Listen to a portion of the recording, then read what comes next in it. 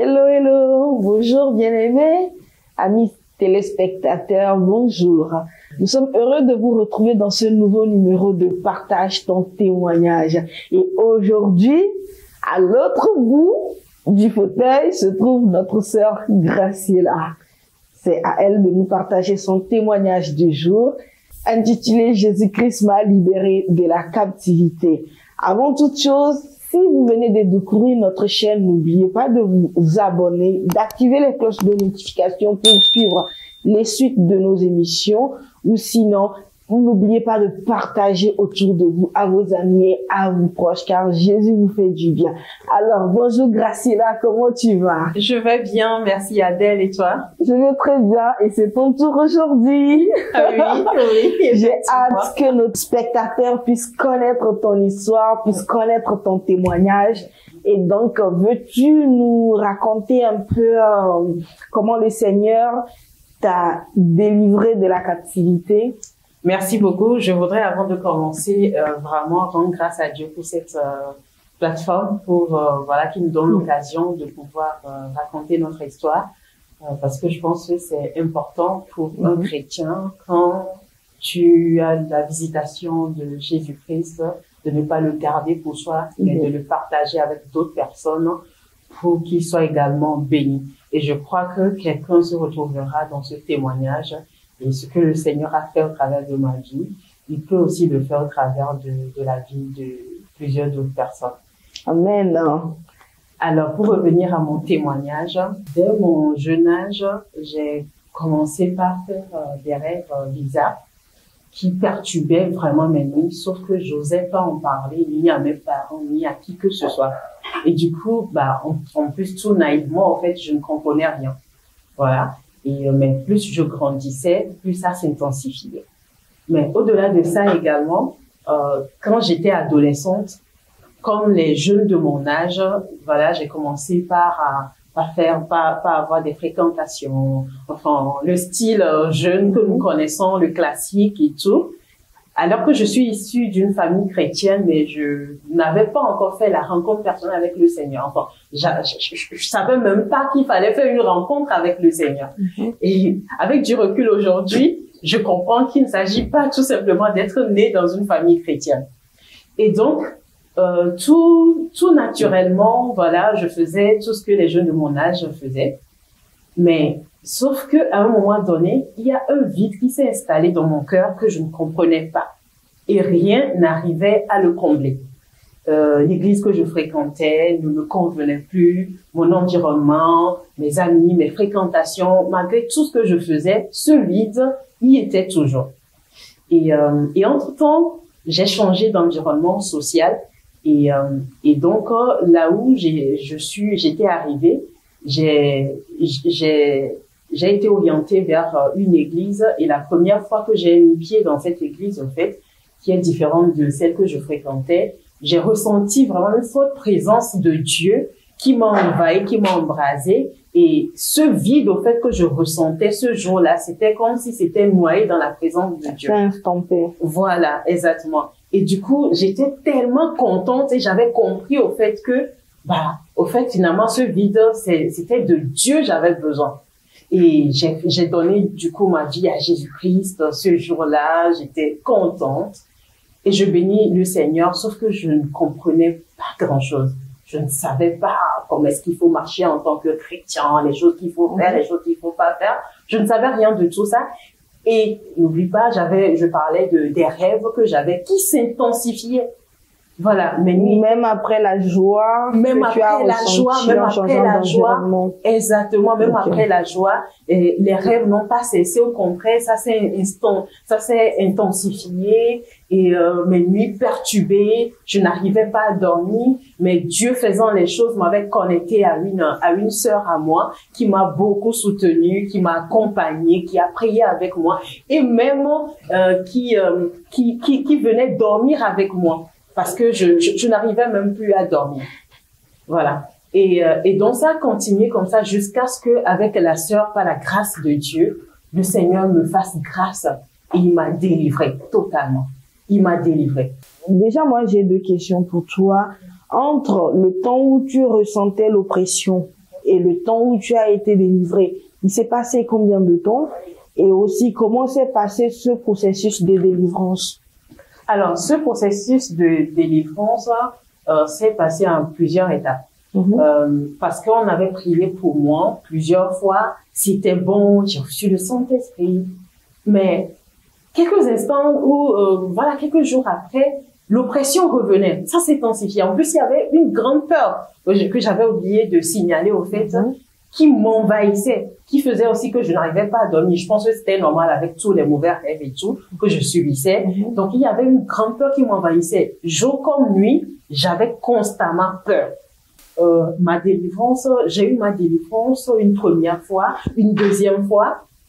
Oui. Sauf que, au fait, je n'avais pas compris qu'en marchant avec le Seigneur, au fait, il faut avoir une vie de sanctification. Voilà. Donc, je n'arrivais pas d'ailleurs à comprendre à ce moment-là. Mais je pense que, d'une part, ma délivrance, le Seigneur est passé par ce moyen, au fait, pour me rapprocher de lui. Au travers de la délivrance, au fait, j'avais compris que ma vie était plus importante que quiconque. Et donc, je priais, je demandais la grâce à Dieu de m'aider à ne plus retomber dans l'impudicité et tout. Et je pense que il m'a écouté finalement. Et un jour comme ça, bah, voilà, je me suis éloignée de ce milieu. Et je me suis fait baptiser également. Et donc, depuis ce jour, j'ai été totalement délivrée. Je peux dire, à ce moment-là, 3 fois, la 3e fois, ma délivrance a été, du coup, totale parce que j'ai coupé avec tout ce qui est impudicité. Je me suis consacrée totalement au Seigneur. Waouh, waouh. Merveilleuse histoire. Et c'est ce qu'on dit, le processus n'est pas pareil pour tout le monde. Je retiens de ce que tu as dit que d'abord, tu avais la peur, tu as été délivré, mais cette peur demeurait parce que, voilà, il te manquait encore quelque chose. Et par la suite, tu as reçu l'Esprit de Dieu. Mais parce que tu t'es pas complètement donné au Seigneur et que tu étais encore dans une vie de péché, tu avais encore cette peur-là en toi jusqu'à ce que tu décides de pouvoir te sanctifier et de pouvoir te donner complètement au Seigneur. Et là, 3e délivrance, et cette fois, c'était la bonne. Waouh, merci au Seigneur. En fait, c'était pas une délivrance en 3 étapes, mais dès le début, le Seigneur t'avait déjà délivré, mais parce que tu étais encore dans une vie de péché, que tu étais encore dans l'impudicité, alors la peur ne t'a pas complètement quitté. Et donc, en ce moment-là, tu ne pouvais pas complètement bénéficier de la présence du Seigneur en toi et de pouvoir prendre autorité. Est-ce que c'est ce que tu... Exactement, tu as bien résumé, au fait, parce que je vivais encore dans le péché, dans l'impudicité, au fait. Je ne pouvais pas bénéficier de la plénitude, au fait, de la présence du Saint-Esprit, parce que je ne lui donnais pas complètement toute la place, au fait, parce que le péché ne va pas avec la sanctification. Voilà. Okay. Et donc, c'est cette grâce, quand le Seigneur m'a fait cette grâce de comprendre et surtout la grâce de pouvoir quitter ce milieu de péché, au fait, tout ce qui avait trait au péché, au fait, c'est en ce moment que j'avais commencé par jouir pleinement de ma délivrance. Amen. Alors, pour vous les spectateurs qui nous suivez, ça veut dire que le Seigneur peut te délivrer, le Seigneur peut te faire la grâce même de te visiter, d'être avec toi, mais si tu demeures dans le péché, tu ne pourras pas jouir complètement ou bénéficier complètement de ce que le Seigneur t'apporte en étant là, puisque tu ne laisses pas la place au Seigneur de pouvoir complètement agir. Et dis-nous, est-ce que tu peux nous raconter un peu, du coup, quand tu as abandonné ta vie de péché, que tu t'es complètement donné au Seigneur et que la délivrance a été maintenant effective, que tu as pris autorité, comment ça s'est passé après? Est-ce que tu as eu encore la manifestation de tes rêves ou ça s'est arrêté? Raconte-nous un peu ce qui s'est passé. ce que le Seigneur m'avait fait grâce de comprendre à cette époque, au fait, c'est que au même moment que je passais par le processus de restauration, de délivrance et tout, je prenais le temps dans la présence de Dieu, je lisais beaucoup la Bible, je suivais les enseignements et tout. Et au travers des enseignements, au travers de la méditation de la parole de Dieu, et le Saint-Esprit qui est en moi, qui me parlait et tout, en fait, j'avais compris finalement qui je suis en Jésus-Christ, mon identité en Jésus-Christ, ce que je ne savais pas avant. Et donc, et aussi la parole de Dieu qui nous dit, bah, une fois qu'on donne notre vie à Jésus, au fait, on devient une nouvelle personne. Une nouvelle créature. Voilà, une nouvelle créature en Jésus-Christ. Et donc, j'ai fini par les comprendre et aussi les accepter, parce qu'il faut aussi accepter. Il faut croire en cela. Et donc, ça a été des arguments, au fait, avec la parole de Dieu, les versets bibliques. J'ai cherché des versets bibliques en accord avec ce que je vivais et je les déclarais, proclamais dans ma vie jusqu'à ce que cela soit ancré en moi. Et je pense que c'est une nouvelle identité qui avait pleinement pris place en moi, a fait que j'ai pu finalement me libérer, être libre au fait de toutes ces oppressions. De la peur. Voilà, exactement. Gloire à Dieu. Ta vie d'aujourd'hui, elle ressemble à quoi? Alors, Dieu étant bon, étant un Dieu vraiment merveilleux, tout ce qu'il dit, il accomplit toujours. Après avoir vécu une vie de consécration uniquement au Seigneur, le Seigneur m'a fait grâce de rencontrer un merveilleux homme qui est mon mari aujourd'hui. Et en septembre dernier, on s'est mariés. Et je bénis le Seigneur parce que il sait ce dont nous avons besoin.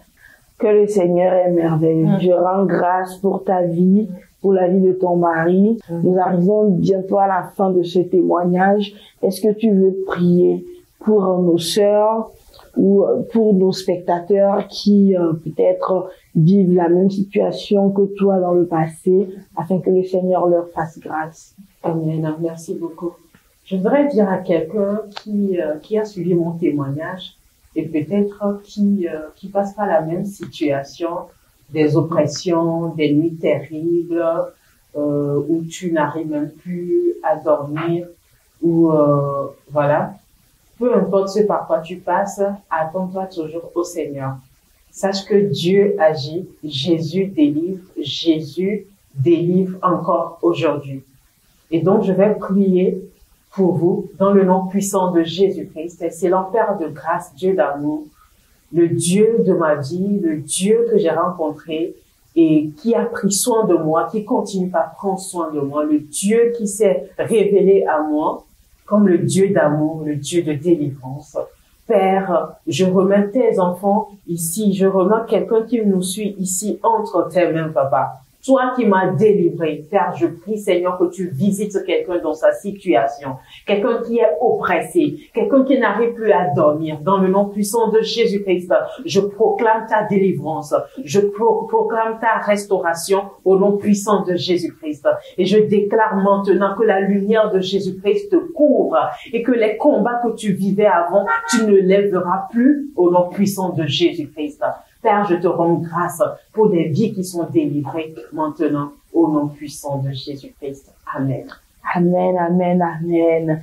J'espère que ce témoignage vous a édifié. Si vous avez envie de témoigner, de passer sur nos antennes, n'hésitez pas à nous laisser un message en commentaire, et sur nos plateformes, vous avez aussi nos contacts pour pouvoir nous écrire afin de passer dans l'émission pour pouvoir témoigner des bienfaits que le Seigneur a pu faire pour vous. N'oubliez pas que le Seigneur nous envoie évangéliser, nous envoie annoncer la bonne nouvelle aux autres, et cela passe aussi par le témoignage qui en même temps est un signe de reconnaissance pour les bienfaits de Dieu dans notre vie.